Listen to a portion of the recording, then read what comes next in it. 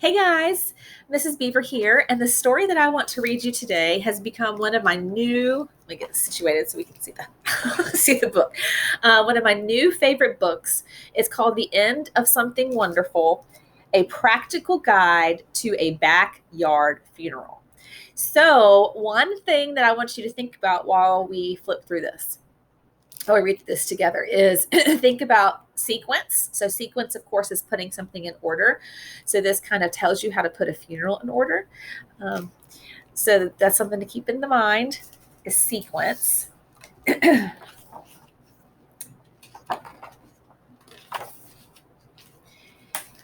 so remember, we're learning how to host a backyard funeral. Kind of weird, but first, you need something dead, meaning something that was once alive but isn't any longer.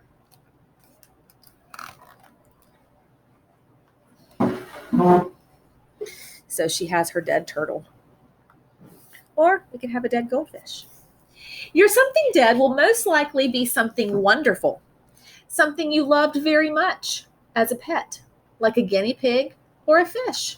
There's the dead guinea pig, or the dead fish, dead guinea pig, or perhaps a pill bug. So you can bury a bug if you want to. If your something dead didn't leave instructions,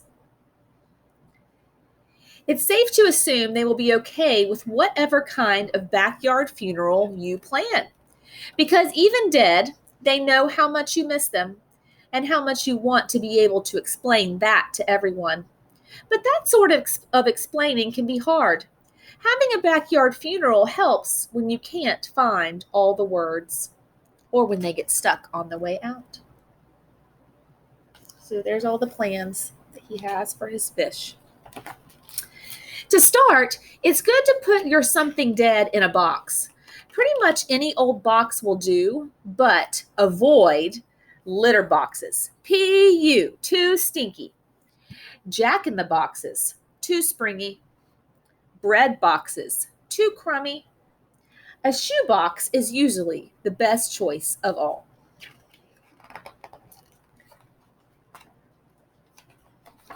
If you want to add things to the box to keep your something dead company, that would be fine. A guinea pig might like an orange nub of carrot. A fish might appreciate a few drops of water. A pill bug might be grateful for a smooth rock, cool in your hand. You will also need a hole. Having lived full but small lives, a guinea pig, fish, or bug generally won't need a large hole. Oh, to bury in a hippo.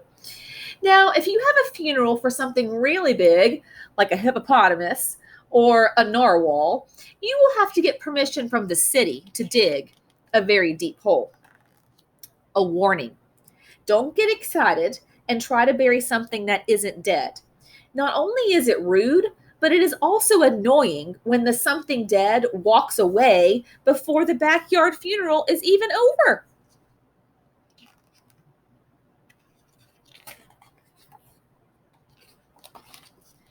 Being of nautical origins, a fish might appreciate a burial at sea.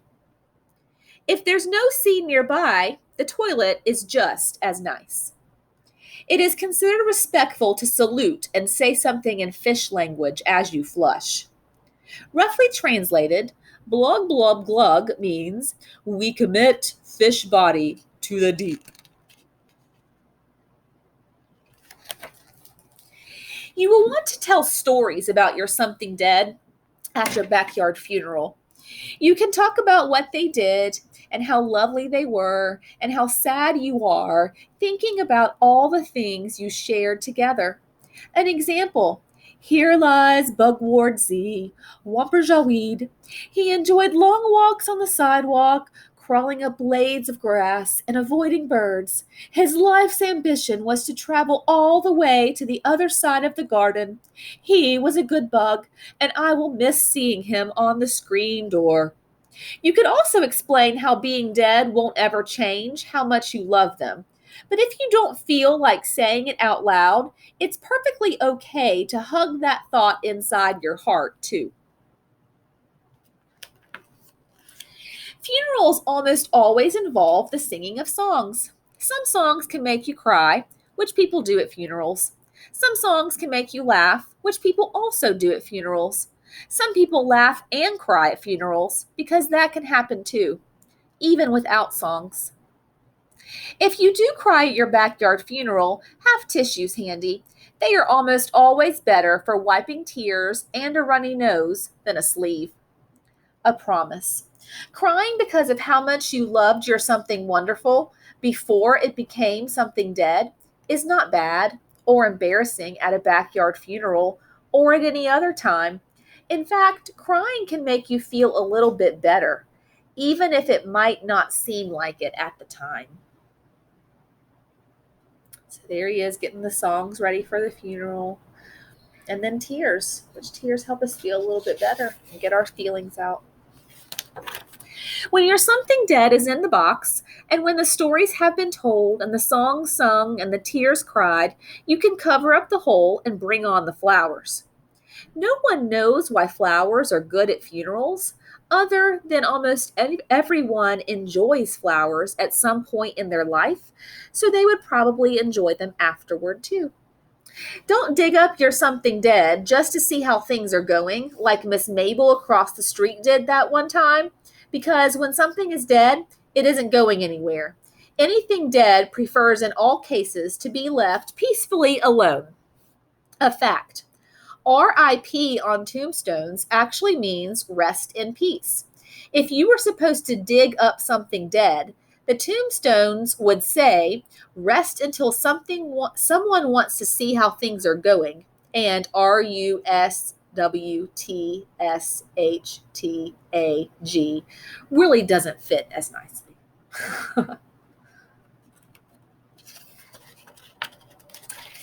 It's hard to know how to end a backyard funeral because even when it's all over, it might feel like it isn't.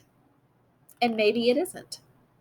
You see, it's possible you still aren't all the way ready to say goodbye to your something wonderful that is now your something dead.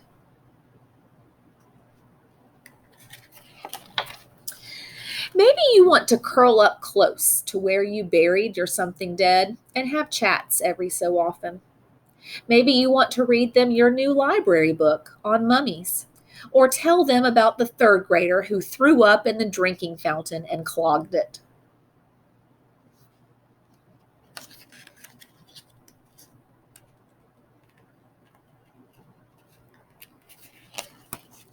Maybe you just want to sit with your something dead and be quiet for a while. Whatever you want to do is just fine. Funerals come at the end of something wonderful. But just remember, it's not the end of everything. You can always begin something wonderful again. She's found her new pet. And there's Lynn Pages. Wasn't that a great book? Kind of funny, kind of sad, bittersweet. But I thought you guys would enjoy that book.